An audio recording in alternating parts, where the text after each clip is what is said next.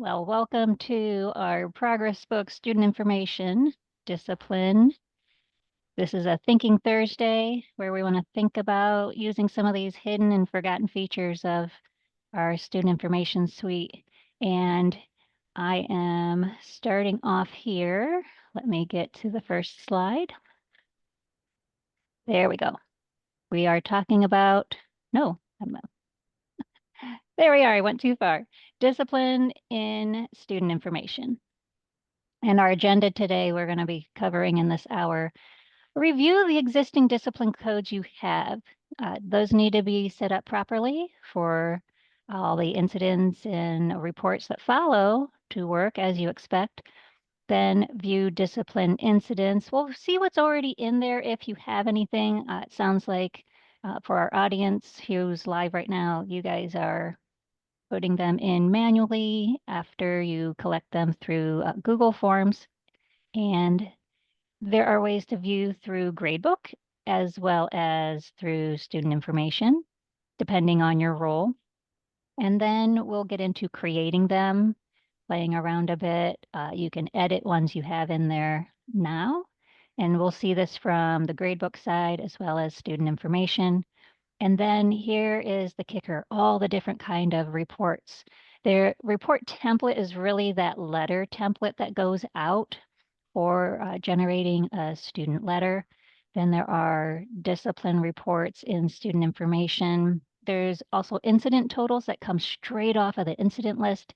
And then we have reports that are found in the analytics hub. So the reporting feature is one of the very nice parts of this that generates based on what you've put in. So starting with the guide, we want to talk then about those discipline codes. I'm on page 2, and I'm looking at what's required. And let's go to student information, and please follow along. If you're logged in, you can check these out as long as you have this access. And I'm starting with the discipline codes that are found under management, my school administration, discipline administration.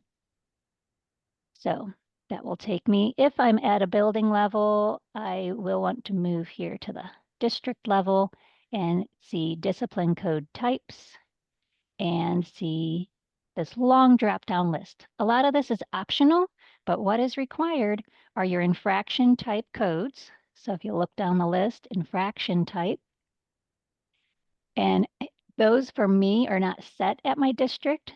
So even though I switched there, I'll have to go back to my building. If you are in the situation where you're a district with high school, middle school, elementary, there are certain ones, or you can set them all at the district level, and that way your buildings don't have different ones. But in our Career Center case, really, you just have one building. So doing it at the district or at the building level really doesn't matter. But this is the list of infraction type codes that I have. This is just a sandbox. It's our TCCSA test high school. So I'm not showing anything that is, valuable information that would reveal for real students. These are all fake students and fake codes I'll be using throughout. And I can edit any of these by clicking on the pencil, and I can look down the list to see if these seem valid. If I ever need to create one, I have the add discipline code right there. I would put in a code that's short for me understanding what it represents, the full name, and a description. Some of these infractions may be EMIS reportable. And so you might want to talk with your EMIS person about those, or they could review this list as well and make sure that whoever has created these in the past have marked them properly. I'll cancel that. I don't need a new one, but I can click here for this dangerous weapons one, code 7, and they picked code 7 because it is related to this EMIS use, possesses, sale, distribute weapons type of discipline.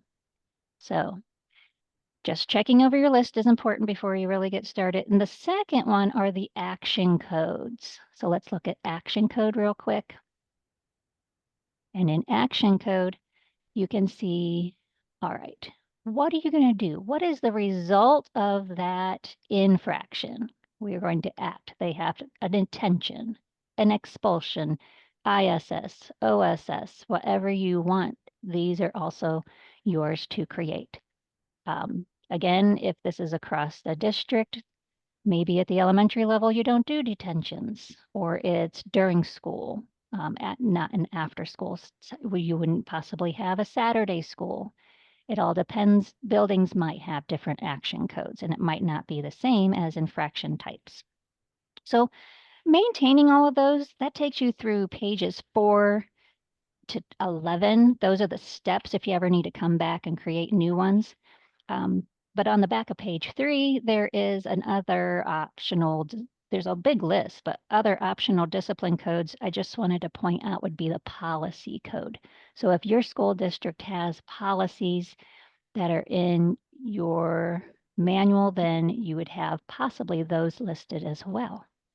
Now, we're going to be talking about and seeing this much, much later, but I'm bringing up now because it's something that's set and you can't change it anyhow, but you'll see it, and it's the discipline incident category.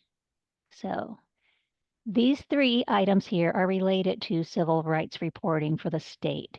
See how they have padlocks? These are set at the district level. And so there's really nothing you can do to change them. In case you're wondering, as you're completing an incident, what they mean. So a EMIS person would come into the incidents, look at them later. They'd go through and see if any were checked for these 3 reasons, and then they'd mark that in their reporting for civil rights. Are there any questions that come up yet about these codes? Rebecca, that civil rights reporting was something that I wanted to kind of delve into. So where will we find the results on the civil rights for these 3 items? You have to actually go into the incidents themselves. And so you'll have to look at them and see if anybody marked them. It's not like there's a nice handy place where it says you have 7 bullying incidents. You actually go through the incidents themselves. And as you open them, you're like, okay, there was 1 for bullying, 2 for bullying. All right. And then when you go to your civil rights screen, you'll enter the number in manually. Do you think there's any kind of report coming that would summarize those? Because I mean, how many discipline incidents do we have here that we'd have to go through? Hundreds. Exactly right. And so, ones. You can run a report that looks for each different types of incidents. If you have one that, like we have one that bullying is one of our discipline infractions. right. So if we have it marked accordingly in there, you can pull just the bullying incidents. Well, You don't have yeah, you could do that. You're right. A different box, isn't it? That It you is would a different box, but that box on the right, I'll show you where it is. Since you did ask, it's whenever, and if you wanted to follow, we'll be getting here to view anyhow. When you want to view the incidents that are in, you go to discipline incidents, and you would be opening, like you said, there's hundreds in there. Dale puts those in. She knows there's a long list. And if I was just going to edit this one, it's loading. It's over here on the right. But this box really doesn't go anywhere. It stops. That'd be great if there was a report that these 3 things pull, and that's what you were asking for. Let me check into it to see if there's any work happening on it. And that way it would save time. I'm shocked, since they have the box, that it doesn't port over to the EMIS screens. But this was asked of me last year, so that's how I know about it. And I looked into it, and that was a real disappointment that it doesn't go over to your EMIS screen for civil rights. Why have the box? They've always seemed to be like a mysterious thing. Where does that information end up? How do we get to see that? And then back on the discipline incident category code type screen, I see there is a spot for an EMIS code, but you're saying we wouldn't ever want or be able to fill anything in there. Oops, sorry about that. I am in the wrong area. Locked, right? Mhm.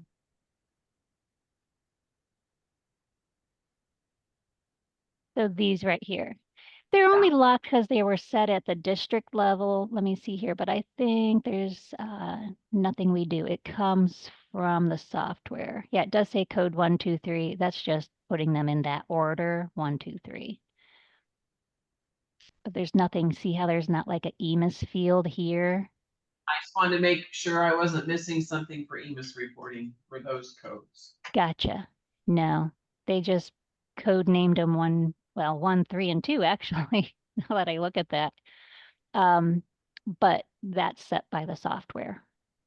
So that way there's some place to collect it, but that's as far as it goes. Okay. All right, so that's the setup.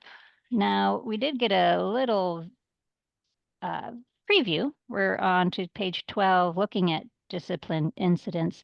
And I'll return there. I'll go as if I was a SIS user, and I go to SIS, discipline, and discipline incidents. And I do need to be back down at the building level, so I'll move back to my high school. So looking at the list, there is an actions button. When I click, I get choices such as entering the incident to edit or even just view. I can view that student's schedule. That's very convenient. So I can find if I want to pull the student into my office, find them quickly, view their contacts. Maybe I need to, all right, this was we have a weapon in their vehicle, so I'm going to contact their parents right away.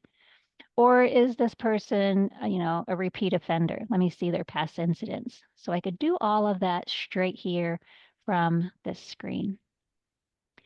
Now, incident ID, that's auto-populated, and we have different status of these going from open, they can be completed, they could be canceled. I don't have any canceled ones listed to show. When you name them, what's important to you? This is really a district decision. You don't need to put the student name into the title because it's going to be, the student's going to be part of this table anyhow, and their grade level and the date of the occurrence. Then you get like a little sneak peek of the violation. And as you grow, my little sandbox here only has these 7, but you can sort through your pages. You can show more, 25 per page or 50. The top right also gives me this filter option. So if I'm wanting to just look, if I'm a counselor and I deal with certain grade levels at a large high school, then, maybe I'm just going to look at the list of 10th graders. And I already created this, so I hit my filter and that's who I see. To create a filter, there's this little gear on the side. Let me reset so I see all of my kiddos. The little filter gear, I hit create and I make up the name. And this is just for me. I don't have it. I can't share it with anybody else. No one else sees it. And then I could even make that a default if that was how I wanted to open the incident list every time. What do I want? Well, this is for the grades. And then sure, the names, or I could even sort by their name or the date. Maybe I want the date instead. And now it's going to be, what is the filter going to display? This grade is 11. And I can add to this, and I'll just go ahead and submit that.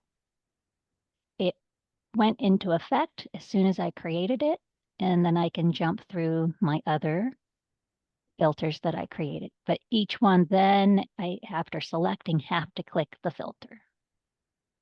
All right, so that's an option. You hit reset, you can delete filters, you don't have to keep them in case you change positions. And if you don't use them, you don't need to even worry about deleting them, just leave them there. Now come back to this area when I talk about reports a little bit later. So that's viewing from the SIS view. If I'm in gradebook and I have the role of principal, I have clerical, I have school administrator or teacher. Providing the setting is turned on for the teachers to see, they can go into their grade book, and I thought I picked a teacher with classes, but that's okay. I can click Submit Discipline right from my teacher homepage. And then I can say, all right, what's my new discipline incident? And create. Now, the ones I saw there, those were ones that this teacher had posted in the past. That's the only way that that teacher is going to see them through Gradebook. Let me make sure I picked my right teacher. Pick a new one here, because she should have classes. That looks better. So I have the teacher, if they want to view, and they've never put in a discipline incident, or they don't have this option, they can click this circle to view the student and go to their roadmap. Now that is technically data map, and all our districts have access to data map, whether they use it or not, but this is where a teacher finds their discipline in data map. And discipline, I believe, don't quote me on this one, but I believe only stores and displays for 2 years, because we don't want this to, give a teacher a bad impression of a student, like, all right, look at their track record over their full career. But I think it's also a state law that they can only keep those for 2 years. So that is how a teacher would view. And then we also have, if I go back in, I'm going to close data map. And if I'm a principal, then we get into the principal for submitting discipline here. But a principal would go into student information like secretary or office staff. So viewing, I think we have taken care of everything up to page 21. And now that I'm in this principal homepage here and I'm in a good place, I'm going to start on creating and editing. Are there any questions on viewing? Yeah, Rebecca, on the data map. Yeah. Or the map with us sharing students with our home districts, would our staff be able to see any discipline incidents from the year before at the student's home school? So an 11th grader, would we see it? I'm hoping not. Yeah. I don't know. So I'm writing that down. And you know what, I could even pull up a kiddo later on and check that. That would be pretty easy to do. So can a career center see homeschool? Because I understand, that student is technically, like, in a way transferred over, and you aren't bringing in a lot of history. So I'm betting not, but I better check. Volunteer you to use my daughter as an example. She goes to the Wayne County Schools Career Center, but I don't think she's been in trouble, but we can absolutely get her in trouble if we want to look at it. So yeah. Well, we'll try that if we have time at the end there, and especially if she's not going to have anything. I don't know. I don't think so. Well, not to my knowledge. Who knows what's been going on? Okay. Yeah. All right. So it's written down, and if we have time, we can use Scott's daughter as an example. All right. Yeah. So this is an example that is just a high school. So we'll see. It would probably, though, if the information's migrating over, we would probably see it in the attendance as well, correct? I guess anything, attendance usually. Just wondering, because if her attendance would stop with the school year, then probably discipline, right? It's whatever gets transferred. Yeah. Yeah. And I'm kind of hedging on the no. Yeah. Some cases where that shared information would be and is helpful, but this discipline wouldn't be one of them. No, you're right. Yeah, we get, you know, maybe a preconceived notion of a student, you know, based on things that didn't even happen at our building, and we shouldn't. Gotcha. So if I return here into the principal screen, and we want to put in, as they call them, referrals. So if I'm starting a referral as a principal, I can do that here in the center column under student information. And I will say, don't quote me that as a principal, you'll see all the submissions because these were submissions done by different folks. I am logged in as a master user, so I may be displaying more than what you as a principal would see. So new discipline incident is how I'd get started. And it's kind of bare bones, but it makes it really simple. You don't have to think too hard, and that makes it quick and easy. If you have access to multiple buildings, then those both buildings will be listed. You don't necessarily need to be the teacher either. So if I want to just look up a kiddo who, you know, I caught in the hallway. They aren't one of my students. I mean, I'm the principal, but I'm talking about this as if a teacher as well. So I just need to start typing at least 3 letters, and I pick my student from the list. And the next step is to click Add Offender.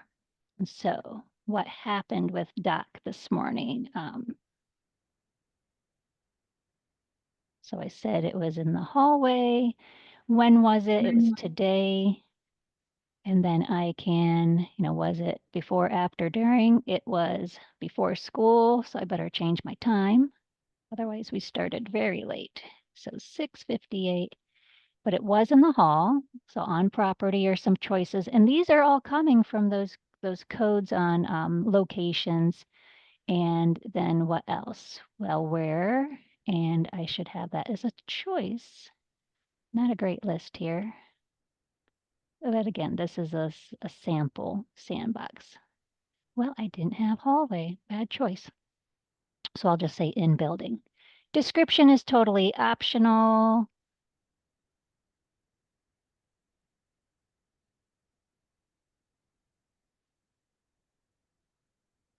Now, of course, if Doc is kissing, he probably has to be kissing another person. So you can have multiple offenders in this as well. So search for that as well. And it was with Barbara and Barbara. And I better update this. Was kissing. Right. So I can stop here and hit submit if in your instructions, especially a principal, they want to go farther. You can start picking from those codes we talked about earlier. So what was the policy? You know, anything here? Or if I don't want to pick anything, again, these are all optional for getting this started. What do we have to choose from? Public displays of affection. There it is. Same thing. And the infraction is the PDA again. If I can find my alphabet better. Oh, it's right on it. That's why. So we can click on submit, and that then is ported over into student information. So that is the start. We can do that from the principal screen. We can do it from the clerical screen as well. Right there in the center column under student information, submit discipline. And I don't need to repeat those steps. It's all the same. From a teacher's view, gradebook, and as long as this is turned on for them, submit discipline. And again, same deal. We see new discipline incident. I will say this, a teacher has a second place to go. So if I go into a student's profile inside one of my classes, then they have a tab for discipline here. And this for sure is how a teacher views. So if I was to demonstrate this to teachers, they would only see discipline incidents that they have submitted. They would not see that full list like I was showing on the clerical or the principal screen. So they have only access to ones they've submitted. and they would do the same. Click on New. If I'm in student information and I wanted to create new, the path is the SIS discipline incidents, and we have this nice large green button here. So we can click. But while you're in SIS, you're going to get pretty much every option here. So we're going to say incident name, and the date. This happened during school. And does it fit any of these incident categories? Not in this case. Again, on property, our location, which was similar before. And we will say that this was in the cafeteria. It's about lunchtime for some of our kids. And this gives me now the option to say who referred it. So when it came from Gradebook, the teacher is already filled in. So that is who referred it. That's done automatically. But from SIS, I'm going to have to say, okay, who was the one who submitted it, if that is needed. And now below, we have our offenders. So what's nice here, though, we also have student, we have staff as well, in case perhaps this was a staff, they were provoked, but then, they caused an incident.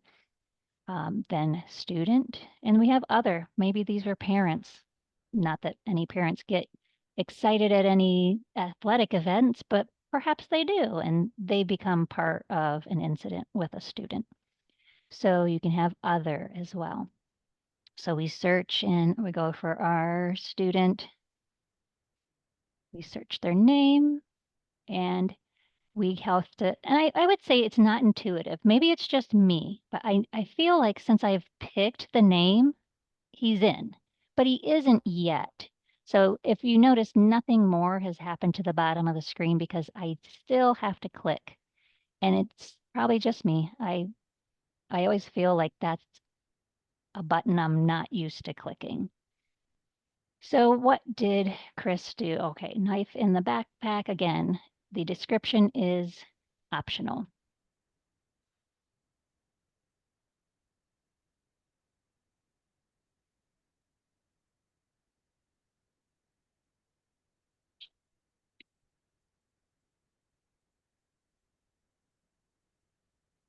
Now, are there any victims? But these are additional features that you can't do from the gradebook side. So are there victims involved in this? This one, there is not. It's just a knife in a backpack. Are there any witnesses? Perhaps. So maybe this was a student who reported this. So Betty, and I'll have to do the same. I click Add Witness after typing the name.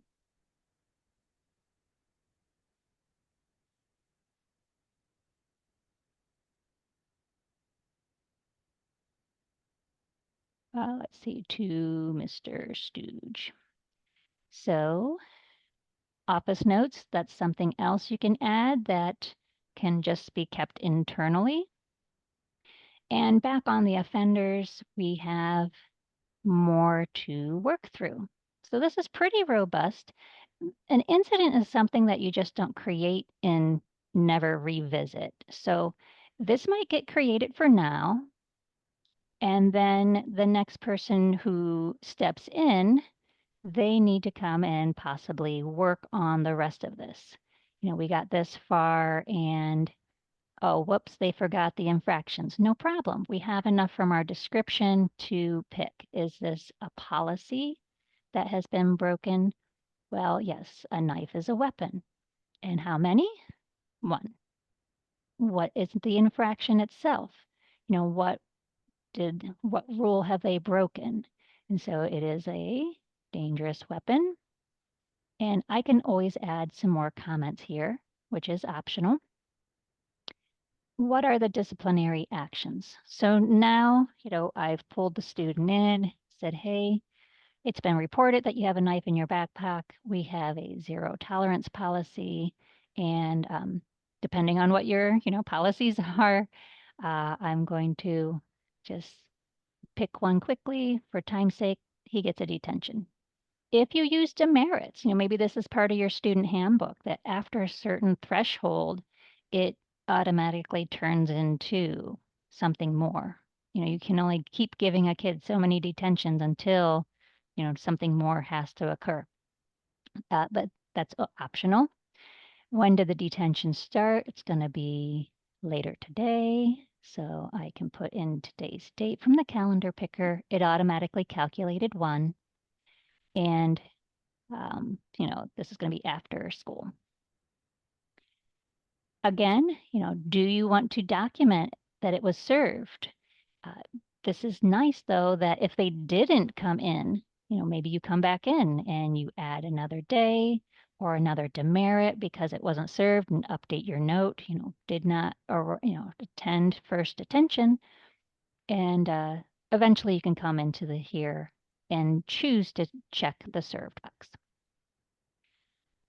Now, if this is, say, a suspension of sorts, maybe you do have an alternate education. So that would be a yes, no, or you just leave it blank. Modified expulsion, a yes, no.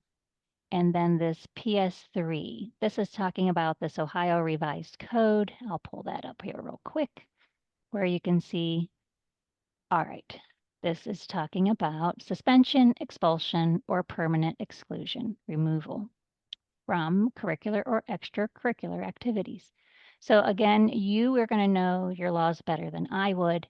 And when you, apologies there, when you come back, you would be able to choose this if needed. All right. Mine has no reason, so it's not applicable.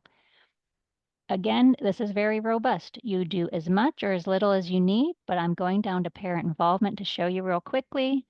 Perhaps I need to talk to the parent, and I'm going to do that right here today. And I did a phone call, and that's in the list as well. What did I do? Phone call, explained policy, and parent knows about detention. It goes farther. There is an other category, and the offender type we have when I was talking about that sporting event. So maybe this was an other person. They were a visitor. Perhaps they were a parent or even a student from another school. So a lot of choices here, and a box about needing a letter. Maybe there was an injury, fatal, minor, major, serious. But that just allows you to have an other option. Do you require law enforcement? So maybe you're a school resource officer. This is not an arrest. You can watch and look at the age of the student. He is 17, so not arrested, but maybe they just talked to them. But there are adjudication here. Maybe there's a fine, or there is a citation, and I'm just going to say other for now. But this is a weapon. So what happened? Detected by fellow student. Yep. What was the weapon? We have a knife, and it was a pocket knife. So it was less than 2.5. And I could even say that. And update. So lots of control, lots of detail for documentation, all set and done for you. No management needed. And I will go ahead and, as that finishes up, I'm going to just use my breadcrumb trail here to click the discipline incidents and stop to ask any questions about creating and editing incidents.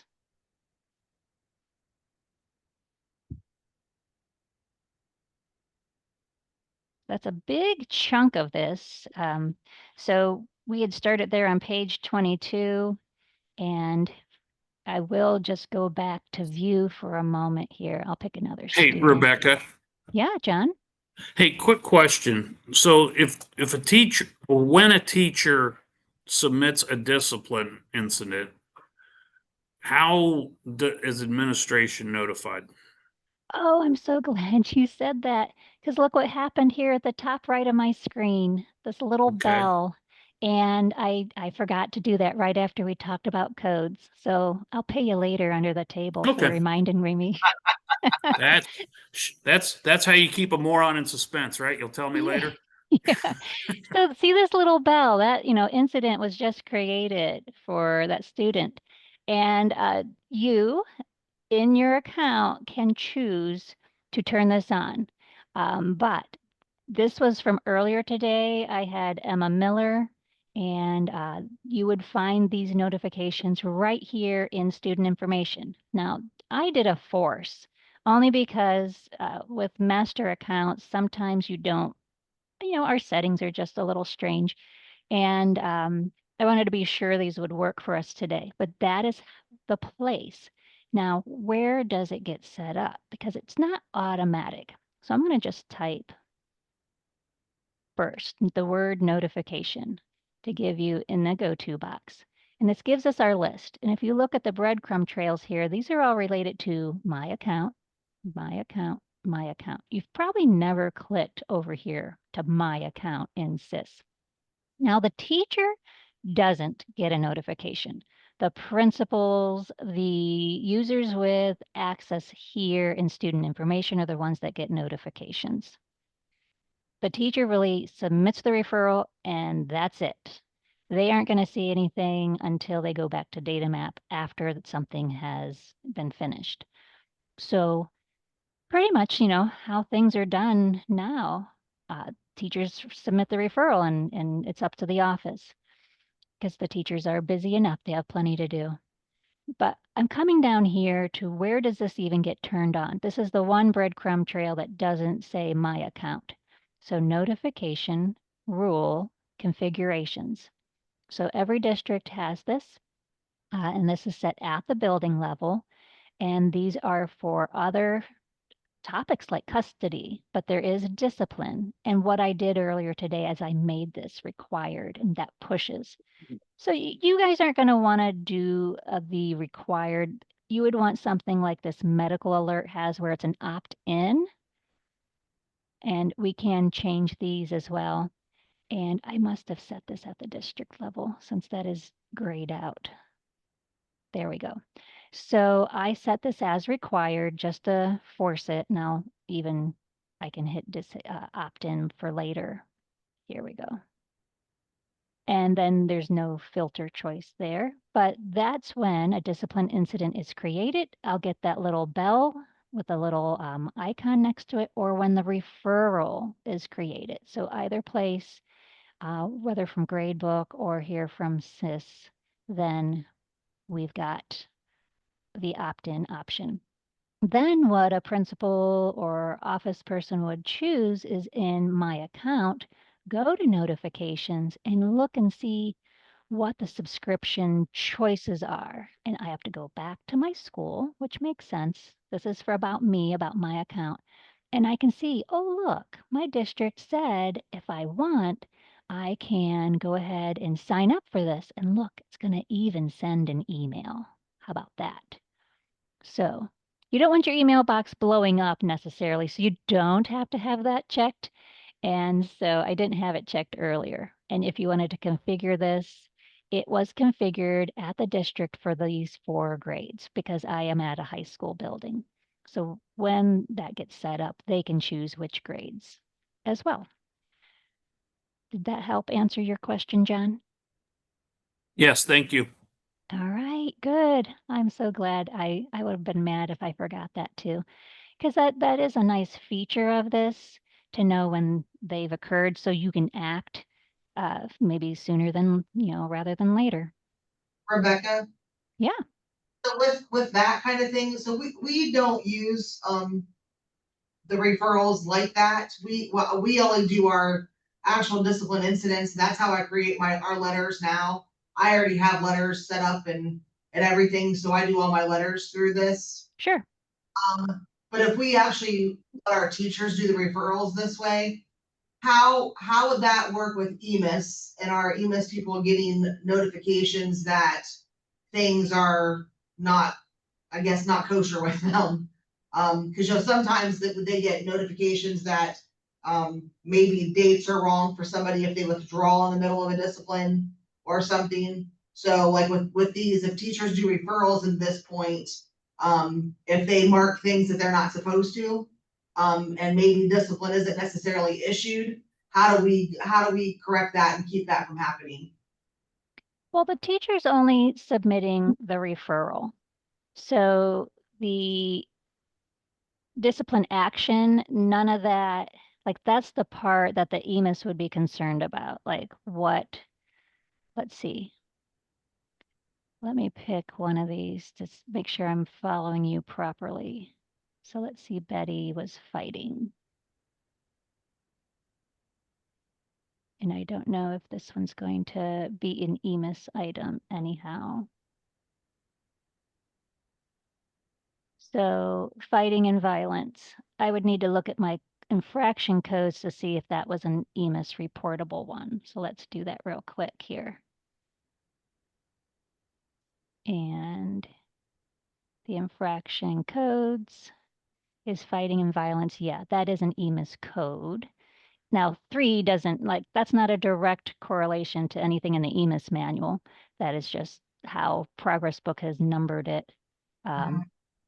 And how really it was numbered right there. That's all.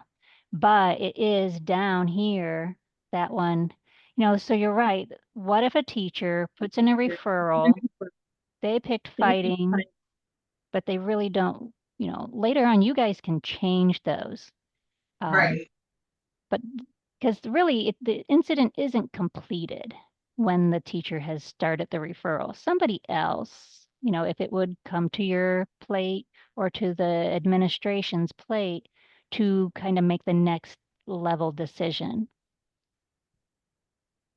But if you're the EMIS person and nobody has gone back here to the discipline list and started addressing these, yeah, I mean, I guess you got a point that it was entered and it's sitting here waiting. It's still open. It's an action. It's EMIS reportable. And maybe it wasn't really a fight. They talk to the student and find out, it's something else. I guess that's going to be based on communication. How fast are, administration folks reviewing the referrals that are entered? You wouldn't want them to sit there for days. And how fast again do those teacher entered referrals show up under the discipline incidents screen? Oh, immediately, like right as soon as they hit submit. I mean, my thing is like sometimes my dean of students, might be out of the building for a day or two. And depending on, and I'm not gonna say a fight, like, and we'll use this as a fight. We're not saying that it's not important, but sometimes my other administration cannot get to something like that, so it may wait until the dean of students is back. So that might, if my teachers know, down below that policy and infraction, what that is, they'll click it. I mean, that's just how my staff is. Sure. They click those things. So my EMIS person's gonna call me and say, hey, what's going on here? What have we done? And like, I may not even know that anything's happened because I've not been told by the dean of students, hey, we have this discipline to issue. So you would be one who definitely wants to sign up for those notifications so right, that you get notice right away. I already get the referrals, so but yeah, so like I was just wondering like how that might happen. I don't want to push Anita over the edge. Right. Well, yeah, if teachers are putting the referrals in here and so that you're aware, like you said, even though the student's out, but if that teacher put it in now, the kid is out of the building the next day or so you can't really finish the incident, but you can go into my account and sign up for those notifications. And that way, at least you're aware. It's not like you're blindsided because Anita walked over and said, what's happening? And you're like, what do you mean? You would be able to stay in the know. Yeah. And watch those notifications popping in as referrals show up. Because yeah, they were. Now that one, I don't remember. I didn't watch my bell to see, but that was entered at 9:17 earlier today. And I didn't really look at that corner of the screen. There could be some delay when the notifications send, because I feel like I didn't see that right away until John brought it up, but I could have just not been looking. But I do know, if a teacher right here, let's just do a quick one. We're going to be really bad to poor Betty here. She's picked already. I'm a teacher in the grade book. She's at the high school. I'm lazy. I'm just hitting submit. I'm not even picking these, even though those staff at the Career Center would. They just hit something. Success. And let's then look in SIS at the list. And there it is. It's there already. Betty Boop, it's blank. New. The status says it's new. It's because nobody's clicked to look at it. So it's instant as soon as that referral goes in.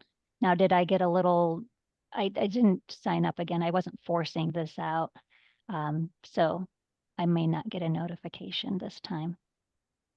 But yep, that's how fast those get in there. We have just 7 minutes, and I am glad you guys are asking questions. That is awesome. We went completely through all the different ways that we could enter in incidents and address them and the actions. And since I'm right here on this list, this is a perfect place to talk to you guys about these incident total reports. This is pretty neat. It'll just pick a range. It gives you visuals, which are handy to share with your staff. This is going to just pick my school year. So I'm going to hit run. Now I'm going to kind of go through these quickly. And I just have a little sandbox. So for September, October, November, whoa, what's going on? It's pretty exciting here in the month of October. The kids are maybe getting rowdier, but I just get numbers and visuals. So you can click through on your own account and look at any of these. I can run it by day. And then again, it's going to pick days of the week. So I can see, yikes, Thursdays. Well, that's today. Maybe there is a day of the week where incidents are higher. We can pick them by grade level. And again, we're just getting visuals, but now there'll be a grade level per page, I believe. We'll see how this one, or it's going to be the bar graph. I apologize. Of course, this one loads slower, but there we go. Our 9th grade, 10th, 11th, and my 12th graders have the most incidents. So I won't go through every one of these. You get the idea. They're just very nice, quick visuals to show you by infraction, place, by teacher. Is there a certain hallway or, where teachers are encountering more incidents? Is there a certain teacher who just seems bugged by everything the kids do? You also have time frames, so maybe a time of day, and then also by the action. So I am going to run this one because I have done very little in my little sandbox here about actions. I've put in 3 detentions, that is all. But that is another report, and I'm bringing up action because there are other reports you can get to as well. And I'm just going to type here discipline reports. So those are the visual ones. If I go here, oh, and I had a bad search. Let's see. I'll just search discipline and discipline reports. This is under the breadcrumb trail SIS discipline where we have been going, but it's the reports area. So these are reports that if you don't enter in an action, you're not going to get anything for your report. I just wanted to point that out. And I'm going to add that your action also has to have a date. So if you just said detention and didn't bother putting in dates, then when you go to run this report, you're not going to get anything. I'm leaving, so my range is my school year up to today, and fine, homeroom, whoever's in class today. I'll leave everything to the left, so you don't have to work very hard for these reports at all. And so in the report manager, that popped up, and I'm gonna refresh. That one's gonna run. They're pretty quick reports, But I just wanted to be very clear that the action report will not give results unless you have an action with a date. And so here we go. Chris, he's getting attention, as well as Emma and Betty. 3 detentions, and I can also, I'm going to close that. Oh, let's see here. I'll back up. Some other reports. Discipline all. I don't know. Maybe it was just me. I thought, great, this is going to show me all of my discipline items. And again, these don't all have to be moved over. You can leave them to the left. And even if you do pick some settings, you can do like you have in other reports, set upload settings, but I don't have to right now. And I'm going to run this one. And so again, that is discipline all. I'll pop this one up. I actually ran this one yesterday. And I thought, great, where's all the rest? It's just Betty. So discipline all isn't going to be everything. It's going to have an action. Again, that action's real important. So it's not what you think at first. And give me 1 second here. Okay.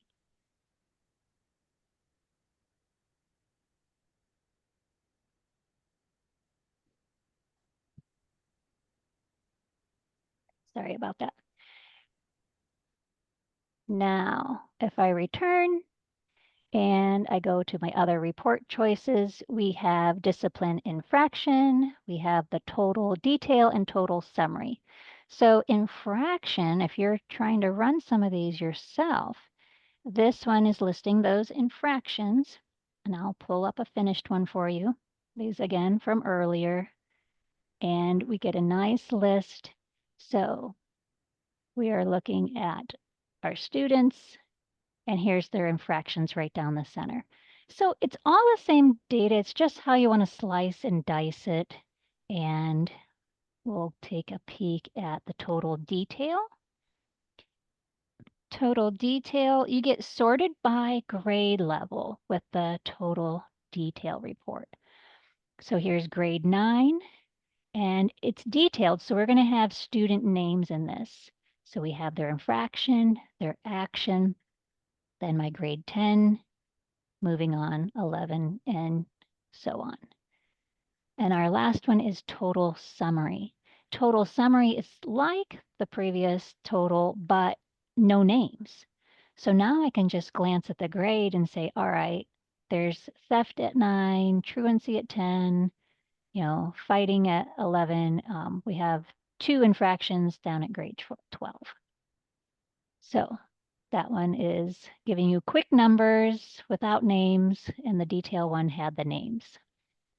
So the last place, and I see we are out of time, the last place you'll find any reports is found here in your Analytics Hub. And these are typically very slow to run, so I was smart enough to run these ahead of time for you and quickly go through those in our reports. We can run by ethnicity count. I only had 1 ethnicity category in my sandbox, but I wanted to show you that this is going to export as a PDF. But you do have, when you click these little dots here on the edge, you have the ability to turn off columns and not display them. The next report in there is a demerit detail. So if we want to see, all right, that demerits, if that was a feature, and I have that off to the right, but I didn't have a number in there. But what's nice, this one will display as an Excel. You can download. But the summary, that's going to be a PDF. So here they actually wrote a number into the demerits box. With the spreadsheet, it did not. Discipline detail is another report out of the Analytics Hub, and it lets me make choices. And it might look really ugly here. It's just because the column headers are long and they're kind of smushed together, but this would look very good in Excel. and students without discipline. So maybe, you know, come on down to the office and get a reward or a special early release because you have no discipline issues. I'm just making those things up. But Excel, PDF, you have choices as well as choosing the columns you want to include into this. So that concludes our discipline. I did not get into the letters themselves. We do have a training on December 4th for attendance and discipline letters on how you can learn how to make these things work for you. This is an example with all the rules that are in them. So you can come back for December to check that out if you're interested.